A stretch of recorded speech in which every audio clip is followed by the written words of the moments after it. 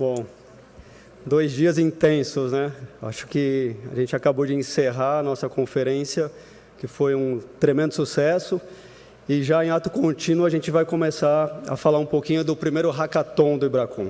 Então, acho que é um prazer receber todos aqui, os que permanecem, os que acabaram de chegar, e a gente vai falar desse hackathon, que é uma iniciativa inédita do Ibracon, né, do Instituto dos Auditores. Ele tem uma função muito relevante, que é de conectar a auditoria, né, os contadores, os auditores, à tecnologia. Acho que nós falamos muito disso, nós falamos em todo o nosso evento de ética, de ceticismo, de como a gente melhora essa conexão com a contabilidade, com a auditoria e com a tecnologia, e o Hackathon vem para coroar esse evento.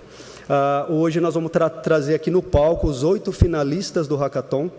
Então, é uma honra receber os 8 finalistas. O processo para essa curadoria, que começou lá atrás, há mais de um ano, né, como uma iniciativa do GT de tecnologia e inovação aqui do Ibracon, alinhado com a diretoria, com o Coscodai, onde a gente discutiu qual era o melhor caminho para a gente poder conectar as pessoas à tecnologia, os auditores, e a gente teve essa ideia. É um evento, como eu falei, pioneiro. A gente está buscando, né, as melhores formas de fazer essa conexão, e a gente quer mostrar aqui no palco os 8 finalistas para vocês. Eu queria agradecer muito, né, a todos os membros do nosso GT de Inovação e Tecnologia, representado pelas firmas de auditoria, ao GT das Pequenas e Médias, a toda a diretoria do Ibracon e aos participantes que vão estar aqui com a gente, a comissão julgadora e também ao nosso palestrante. Então, o nosso palestrante hoje é o Diogo Garcia. Ele vai falar um pouco das startups, do mundo das startups, como isso se conecta também com todo o processo, né, que uma startup começa pequenininha, de repente vira um unicórnio e ela é auditada.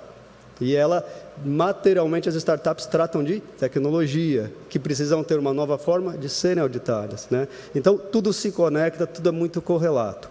A gente vai receber também aqui no palco o Adriano Tomé, que é o nosso líder do GT de Pequenas e Médias, que tem contribuído imensamente com a gente em todo esse processo de discussão. A Carolina Gil, a Carol, ela é uma excelente representante da área de pessoas, né? A Carol é uma executiva da área de pessoas. Ela vai trazer um pouco esse ponto de vista das pessoas, como isso se conecta com o futuro, como isso se conecta com a inovação, e vai dar muito o seu view sobre esse ponto de vista. O Guilherme Brownback, tá certo, professor? Que é o nosso professor, o Guilherme é o professor da USP, responsável, né, lá dentro da FEA. Ele vai trazer para a gente também um pouco do seu view, do ponto de vista mais acadêmico, como, né, as universidades têm feito essa conexão e têm se acompanhado todo esse processo de inovação. Então, essa é a nossa comissão julgadora. O Diogo vai estar falando para a gente um pouquinho na palestra de abertura. Bom, como esse é nosso primeiro, né, hackathon, como eu disse, ele é conectado com todo esse processo de renovação do Ibracon, que são as bandeiras que vocês ouviram falar muito ontem, hoje, no ano passado também, quando elas foram lançadas lá em 2022. A tecnologia aliada à auditoria de alta qualidade, essa é a nossa bandeira, e é por isso que esse GT tem essa importância. E, como a gente falou de manhã, sobre AI, ele só vai aumentar à medida que o mundo evolui tecnologicamente falando. As atividades, né, que a gente entende que são operacionais no dia a dia, elas tendem cada vez mais a deixarem de ser feitas de forma operacional. E esse evento, né, e esse hackathon, ele traz um pouco desse view. Cada um dos 8 finalistas trouxe as formas que eles imaginam que a tecnologia pode auxiliar os auditores. As formas que eles imaginam que a tecnologia pode reduzir os riscos, as formas que eles imaginam que a tecnologia pode gerar um maior conforto para os auditores, uma maior consistência, uma maior confiabilidade das informações, reduzir o risco de fraude e, por que não, serem mais competitivos também dentro do mercado. Então, de antemão, eu parabenizo aos 8 competidores, que daqui a pouco todo mundo vai conhecer. Mas, para o final da tarde, nós vamos conhecer os grandes vencedores, os três primeiros colocados, e aí vocês vão saber como vai ser essa dinâmica ainda daqui a pouquinho. Eu queria chamar aqui no palco, né, o nosso presidente, o Valdir Coscodai, para fazer a sua abertura também, e daqui a pouco eu volto com vocês. Obrigado.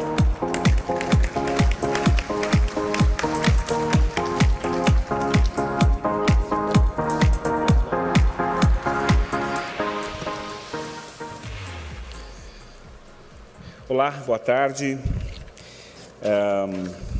Márcio, muito obrigado. Eu queria saudar todos aqui presentes, dizer uma boa tarde a todos e todas, e que, para aqueles que ainda não cumprimentei por ocasião da conferência, lógico, dizer que é com muita satisfação que eu participo desse evento que coroa com sucesso o primeiro Hackathon do Ibracon. E o concurso está entre as diversas iniciativas e ações de nossa gestão, voltadas todas para difundir a tecnologia, estimular seu uso pelas firmas e enfatizar a relevância na qualidade dos trabalhos realizados pela auditoria independente. Essas ações começaram com a criação do Comitê de Tecnologia e Inovação do Instituto em 2021, após definirmos o que o Márcio já se referiu, as bandeiras de auditoria independente naquele ano. Cumprimento seus integrantes, fizeram um trabalho sensacional e eu quero dar os parabéns e dizer o quanto que orgulha o Instituto ter esse comitê andando. Márcio, receba os cumprimentos em nome do grupo, transmita a todos eles o excelente trabalho realizado. A bandeira tecnologia como aliada da auditoria de alta qualidade sintetiza, com ênfase, ser missão do Ibracon contribuir para que as firmas do setor, de todos os seus portes, em todo o Brasil, tenham acesso ao conhecimento sobre tecnologias avançadas e seu uso. Aproveito aqui a oportunidade para reforçar o chamamento no sentido de que as firmas de auditoria e os profissionais assumam cada vez mais um papel proativo na aquisição e na disseminação do conhecimento. O Digital Upskilling é uma condição indispensável para acompanharmos a evolução do mercado. O avanço da auditoria independente no campo da tecnologia contribui muito para a qualidade e entrega de maior valor agregado. Para isso, além da criação do comitê, a qual me referi anteriormente, duas frentes de trabalho do Instituto estão especialmente mobilizadas para apoiar essa demanda fundamental: a técnica e a de desenvolvimento profissional, por meio do acompanhamento das normas de regulação e da realização de oficinas, cursos, palestras, webinars. E preciso destacar valiosos trabalhos que têm sido conduzidos, Márcio, se você me permite falar aqui um pouquinho deles, e os pontos de atuação. A começar pela agenda do Instituto em interagir com normatizadores. Hoje de manhã esteve aqui a Laura Ansley, do IESBA, falando um pouquinho sobre as agendas lá globais e que interferem nos trabalhos dos auditores, interferem no uso da tecnologia. A gente acompanha e sincroniza essa velocidade com o avanço tecnológico e as normas aqui no Brasil e as orientações que são necessárias disponibilizar para os auditores. Outro ponto foi identificada a demanda de nossos associados, no sentido de promover o intercâmbio de informações com fornecedores de tecnologia para facilitar o acesso pelas firmas e seus profissionais. Hoje, inclusive, temos até uma stand aqui de um dos fornecedores. Isso é significativo, principalmente para as firmas de pequeno e médio porte. Treinamentos, esclarecimentos, divulgação de informações para alertar o mercado sobre as oportunidades e riscos cibernéticos também estão no escopo dos trabalhos. Mas, além da conscientização, também cobrimos necessidades práticas. Somente em 22 foram realizadas 4 oficinas de tecnologia em auditoria, apresentando aplicação efetiva de funcionalidades de ferramentas como Power BI, Alteryx, IDEA e Excel avançado. Outra ação muito relevante refere-se à primeira edição da pesquisa sobre os sistemas utilizados pelas firmas de auditoria associadas ao Ibracon. O propósito é identificar a eventual necessidade de aprimoramento quanto ao conhecimento tecnológico. E a partir dos insights da pesquisa e reunião aberta do grupo de trabalho das firmas de pequeno e médio porte, Adriano? O Comitê de Tecnologia e Inovação estruturou uma agenda de ações para apoio ao desenvolvimento de habilidades tecnológicas. Também se realizaram stands virtuais para demonstração de softwares de auditoria.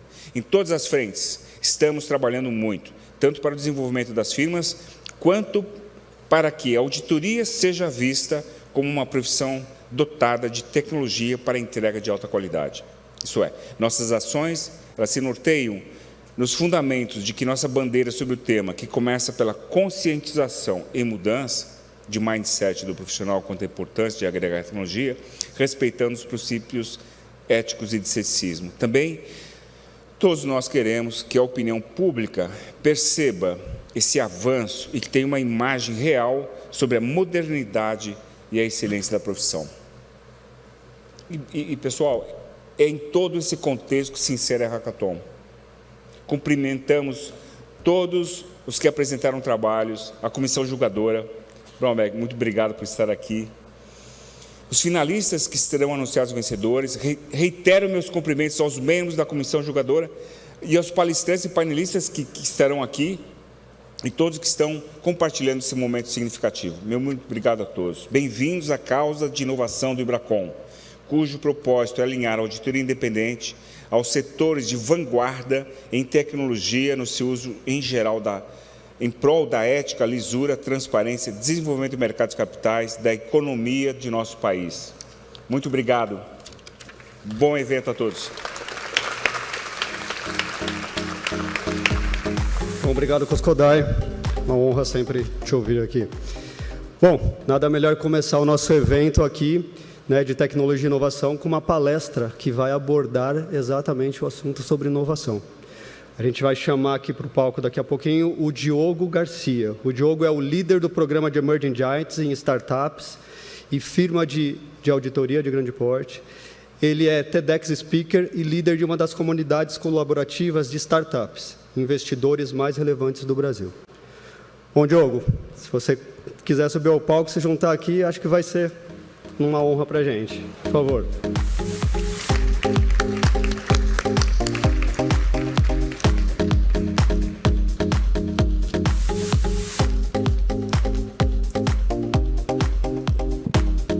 Olá, pessoal. Obrigado, Márcio. Bem, vou mudar um pouco o protocolo, posso vir para cá, né? Boa tarde a todos. Quero agradecer ao IBRACON pelo convite, né? E é um prazer estar aqui falar sobre startups, inovação, num fórum tão importante, né? E o meu entregável aqui, né, é falar um pouco desse mundo, desse ecossistema de inovação, de startups, e como é que as firmas de auditoria, os contadores, enfim, como é que a gente tem lidado com isso e as mudanças, né, que o ecossistema brasileiro tem passado. Então, vai ser um prazer compartilhar com vocês aí alguns insights, mesmo que em 20 minutos. Eu poderia ficar aqui a tarde inteira, né, Márcio?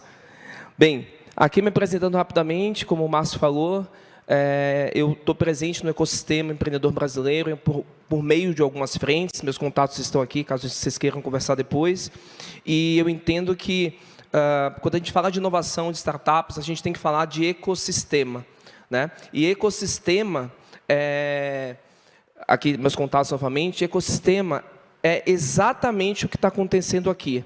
É quando associações, universidades, né, corporações, startups, hubs se conectam para justamente impulsionar negócios e inovação. Por isso que o Hackathon é tão importante. Inclusive, eu estou bem curioso para saber quais são esses cases aí, porque eu sou um startup hunter no final do dia, né? Então, eu estou de olho nas startups, nas empresas de tecnologia, que trazem soluções que podem disruptar até mesmo o nosso mercado.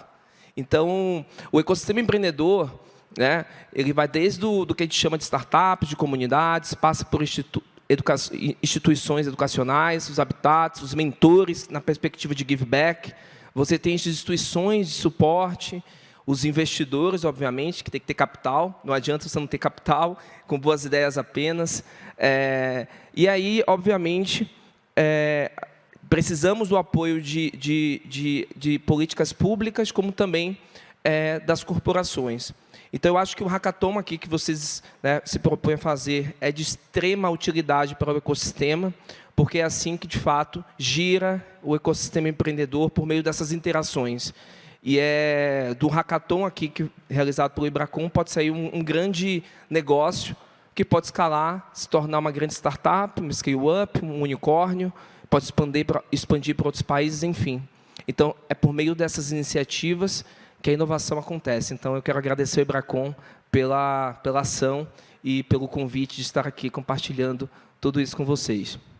Só que há uma confusão, né, quando se fala de startup, porque ficou um termo meio hype, né? Hoje em dia, as pessoas falam de startup como se fosse, o que é que você faz? Tem uma startup. Né? No passado, eu tinha uma banda de rock, agora eu tenho startup.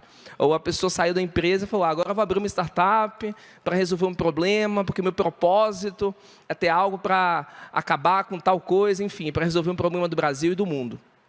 E é preciso que a gente equalize e entenda, porque a economia real, de fato, ela é ainda geradora de renda, de receita e de PIB do nosso país, né, em muitos países. Porém, as Big Techs e as empresas de tecnologia, elas têm conquistado um espaço de muita relevância. E aí, quando eu falo de uma Microsoft, de um Meta, quando eu falo de um Netflix, quando eu falo do Uber, quando eu falo, enfim, entre tantos outros exemplos que vocês sabem, vocês percebem que essas empresas vieram para disruptar mercados, atenderam mercados negligenciados e hoje ditam comportamentos, formas de consumo, principalmente. Então, é importante que nós, como profissionais, como prestadores de serviços, fiquemos atentos a esse movimento.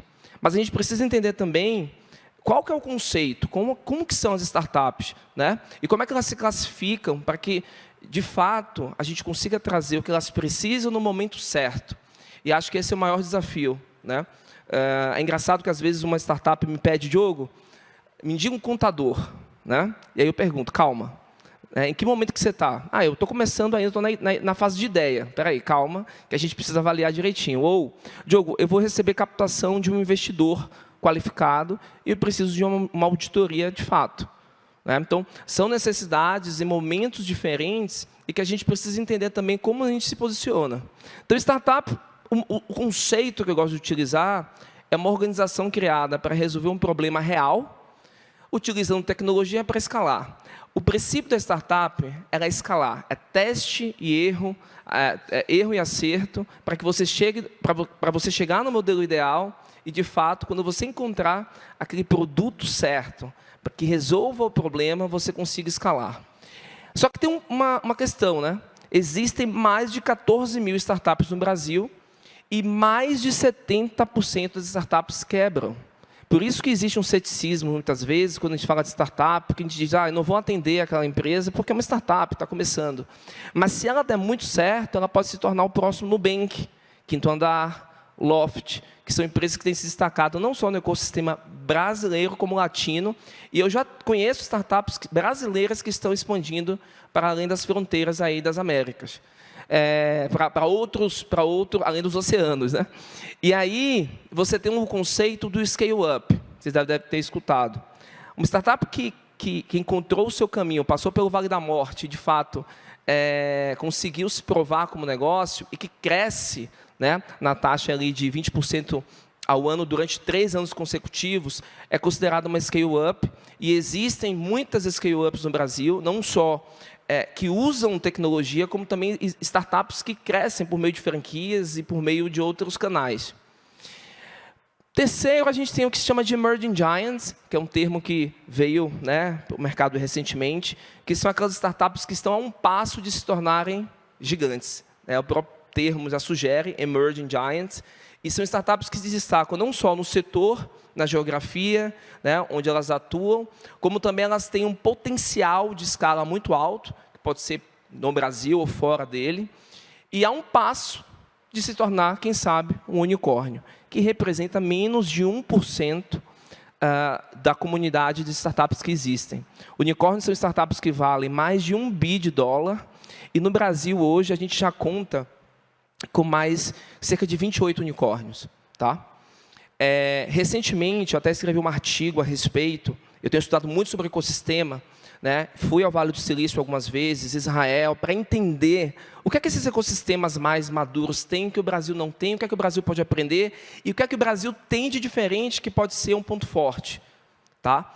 E esse estudo aqui, que é o Ecosystem Success Factor Model do DSER, ele traz uma radiografia dos ecossistemas globais, com base em algumas variáveis, como performance, funding, market reach, talento, conectividade e conhecimento. E esse ano, saiu no dia 16 de junho, né, o DSER 2023, e São Paulo, né, porque eles consideram como ecossistemas as cidades e os seus entornos, está no top 30 dos ecossistemas de inovação do mundo. Tá? A gente percebe que alguns ecossistemas, como Curitiba, Florianópolis e Rio de Janeiro, têm crescido, algumas posições são considerados como os ecossistemas emergentes, mas, de fato, na América Latina e no top 30, São Paulo é um dos ecossistemas mais maduros. E o que isso quer dizer, né? Quando a gente tem um ecossistema, hoje, em 2023, com mais de 14 mil startups, 28 startups unicórnios, e a gente identificou, entre 2020 e 2023, mais de 220 Emerging Giants, é um sinal de que a gente pode ter uma Big Tech brasileira, como a gente já tem o Nubank, que aparece entre as marcas mais valiosas do mundo. E por que investir em startups, investir no relacionamento com startups é importante? O mundo de VC, que é de investidor de risco, já entendeu que investir em startups pode ser um bom negócio. Por quê? Porque o retorno, né, você pode ter um portfólio de 100 startups, se 70% der errado, 30% der certo, o retorno, os múltiplos são muito altos. Então, é um mercado de risco, obviamente, o próprio nome já diz, mas que quando você acerta ali, você tem, de fato, uma startup que consegue passar por rodadas de investimento e criar ali uma comunidade de clientes, né, e ter um valuation, né, que é o que a gente chama, né, o valor da startup alto, de fato, o retorno para esses investidores é muito interessante. E a gente sempre se pergunta, né, o que é que nós, como contadores, advogados, economistas, auditores, precisamos atentar para isso. Esse ecossistema de startup ele é muito dinâmico. Enquanto acontece um hackathon aqui, estão acontecendo hackathons em outros locais, para trazer novas soluções, para pessoas desafiarem o status quo, sobretudo, porque a startup ela nasce com essa perspectiva. Quando o Netflix foi criado, a ideia era atender o mercado negligenciado, que consumia filmes antigos, e, de fato, ele conseguiu se tornar aí o mainstream, ocupando, né, o que muitos aqui sabem, o mercado de VHS. Né? E não sei se todo mundo é da época, mas, enfim. Quando você fala do streaming de música, isso revolucionou também a forma como a gente consome música, assim como você tem os aplicativos de mobilidade, né? Onde eles ocupam um espaço no mercado e geram novas necessidades. O primeiro ponto é que é o seguinte, esses unicórnios brasileiros, eles precisam se profissionalizar. Não só porque os seus stakeholders exigem, como eles também querem ter mais governança, como eles querem se organizar, como eles precisam captar mais investimentos, onde eles precisam desenvolver cultura, onde eles precisam desenvolver as suas áreas de vendas, enfim. Então, assim como a gente tem as grandes empresas que saem nos rankings, né, aqui do Brasil, você começa a ter startups, unicórnios de diversos setores, né? A Único ID aqui, por exemplo, recentemente foi para o México, né? Está abrindo operação no México de reconhecimento facial. E tem crescido muito. Muitas vezes, quando você abre uma conta no banco digital, aquele reconhecimento facial é feito pela Único. Você tem, surpreendentemente, que eu não conhecia tanto, mas eu comecei a entender um pouco melhor, o mundo dos games, que por muito tempo ninguém nem imaginava o que acontecia nesse mundo. É um mundo à parte que gera bilhões. Né? E a Wildlife é um unicórnio desse setor. Eu conheci os 3 fundadores, menos de 25 anos, e que já eram, a sua startup já valia ali 1 bi, e eles são os maiores da América Latina, os maiores do mundo. Tá? Então, e eles vão criando novos ecossistemas. Né? Aí você fala das fintechs, que obviamente o ecossistema do Brasil ele é mais desenvolvido, e aí a gente tem o Open Finance, tem o Open Banking, sendo modelo para outros países da América Latina, e o mundo está de olho no Brasil. Quando a gente pega um Nubank, um Stone, Acreditas, enfim, e principalmente startups aí do segmento de logística, que resolvem problemas reais. Né? Quem aqui nunca pediu lanche, comida por um aplicativo de delivery de comidas, ou para vir para esse evento usou um aplicativo de mobilidade? Né? Então, já está nas nossas vidas, e essas empresas já têm uma base de clientes grande e precisam de ajuda nessa jornada de crescimento.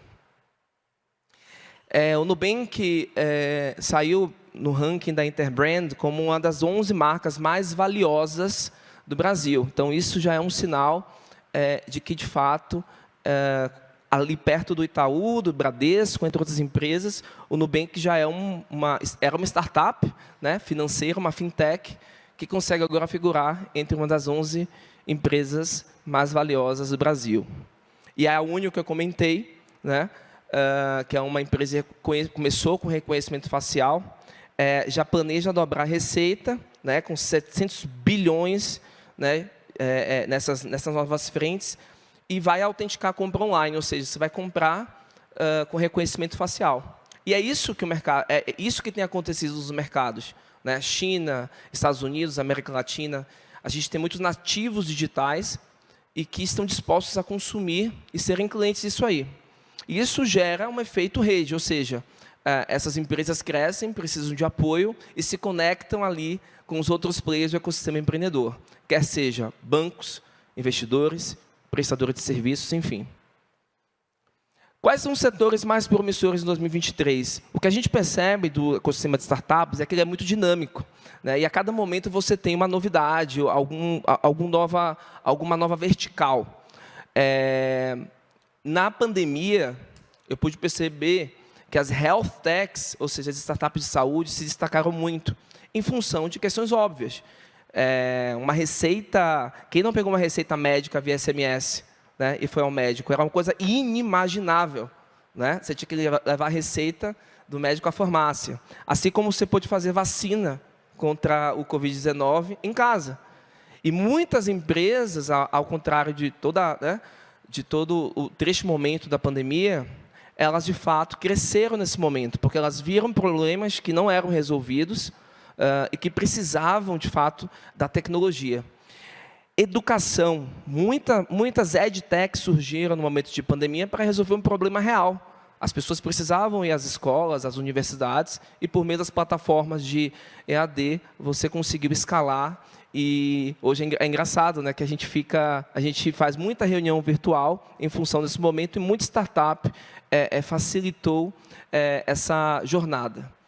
Energias renováveis. Eu estava no passado no Web Summit Lisboa, que é o maior evento de inovação do mundo, liderando uma premiação de startups inovadoras, e dos 30 países que participaram, eu posso dizer a vocês que 80% das startups se conectavam com assuntos de clean tech, né, e de energy tech. A Europa passa por uma questão de crise de abastecimento de energia, de distribuição de energia. O Brasil é uma potência nisso, e a gente tem visto cada vez mais investidores interessados nessa questão de energia, e as startups, principalmente Energy Tech, têm feito esse trabalho. Outro assunto que às vezes as pessoas dizem, mas o ESG é só para inglês ver. Não, não é só para inglês ver. Muitas startups conectadas com os princípios e as práticas de ESG têm despertado também a atenção de investidores pelo simples fato de resolver problemas que são reais, né? A questão do climate change não é enfim, não é uma mentira, não é brincadeira, está acontecendo. Então, na China, por exemplo, nos Estados Unidos, esse assunto já está bem mais maduro, e eu acredito que nesse ano, em 2024, a gente vai ter muita startup de energia se destacando no ecossistema. Saúde, já falei. Alimentação saudável, isso tem crescido bastante. E obviamente, a preocupação com o lifestyle, com a qualidade de vida, tem se tornado, né, uma preocupação das pessoas. Agronegócio, nós somos o país do agro, e não investirmos nisso seria uma perda competitiva. Eu começo a perceber que a gente tem mais agrotech, inclusive uma agritech que trabalha com nanotecnologia, foi vencedora de uma premiação global, né, em 2021, que eu liderei.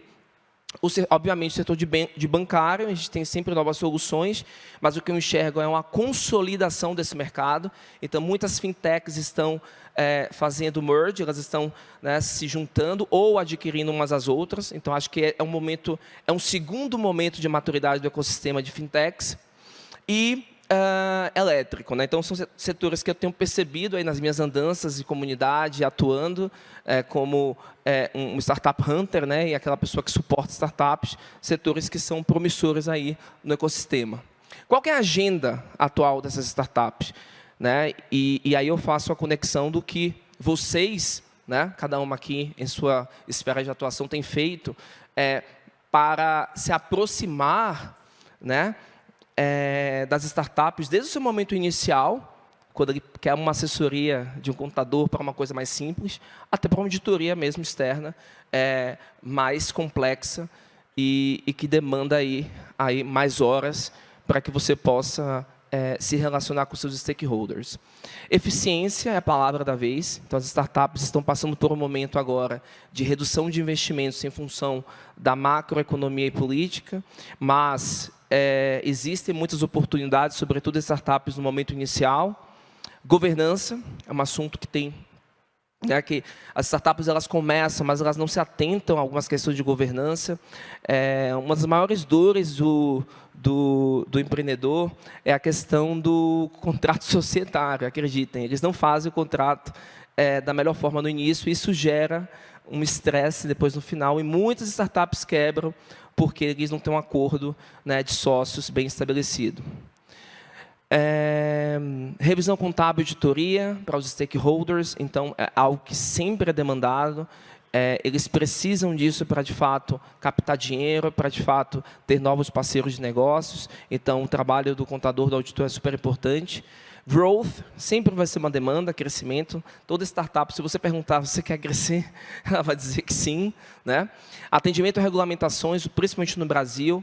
A gente fala de saúde, a gente fala de finanças, a gente fala, enfim, todas têm as suas regulamentações e é muito difícil, então as startups hackeiam, no bom sentido, elas tentam entrar, de fato, em algumas frentes, né, que podem ser brechas, né, da lei, mas que, de fato,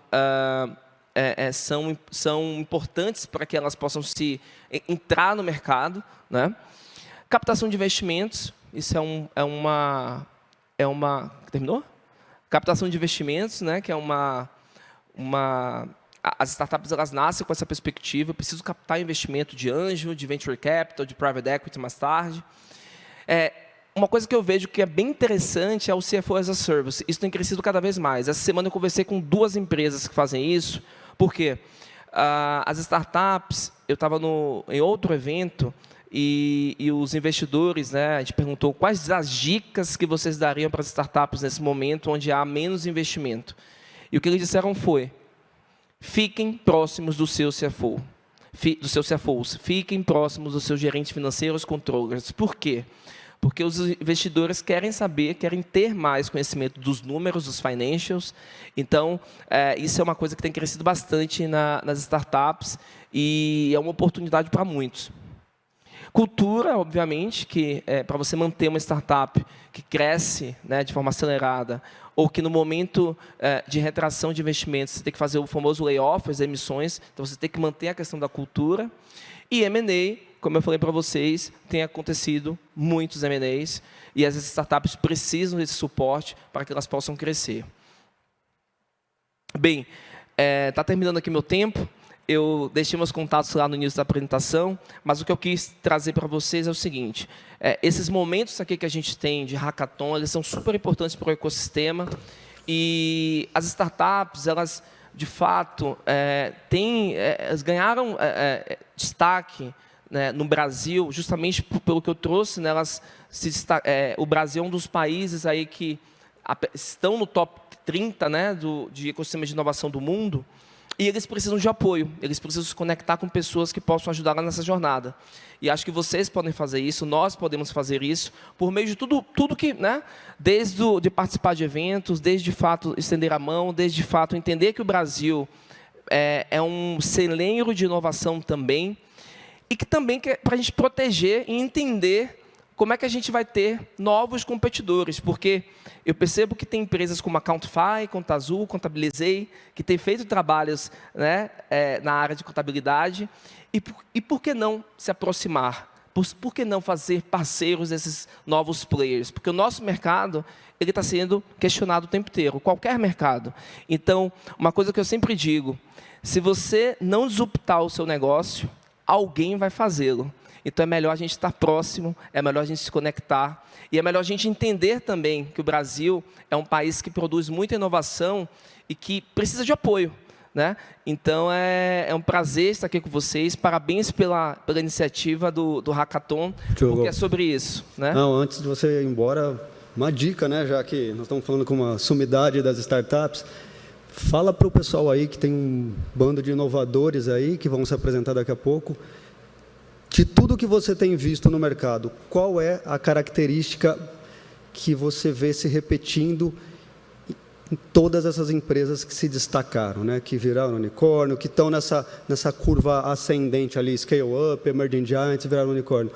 Porque acho que é legal talvez ouvir um pouquinho isso do seu ponto de vista, porque tem muita gente aqui que veio por conta disso. Perfeito. Excelente pergunta. Eu, nas minhas andanças aí como analista de Shark Tank e de Startups to Watch, jurado, uma coisa que eu acho que é importante, mas considerar é o seguinte: quando o negócio está redondo, a startup resolve um problema, tem uma solução, uma escala, o que eu mais observo é quem está por trás do negócio.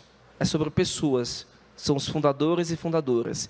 E muitas vezes esse fundador ou essa fundadora é que vai dar o tom do negócio. Então, se tem experiência na área, o quão conectado com o negócio essa pessoa está, se é um empreendedor de primeira, de segunda, de terceira viagem. Então, assim, é muito mais sobre o negócio e o elemento que eu acho que vira a chave é sobre a figura do empreendedor.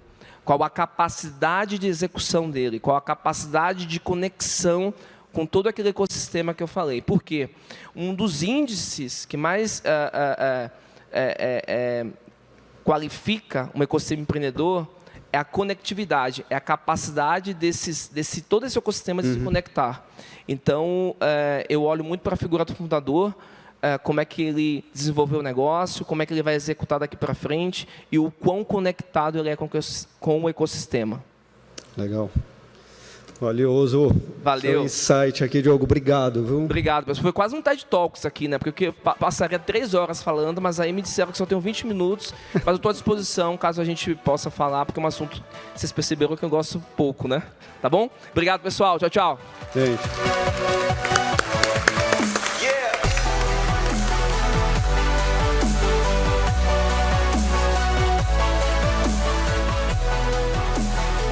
Bom, excelente, gente. Inspirador aqui o que o Diogo falou pra gente.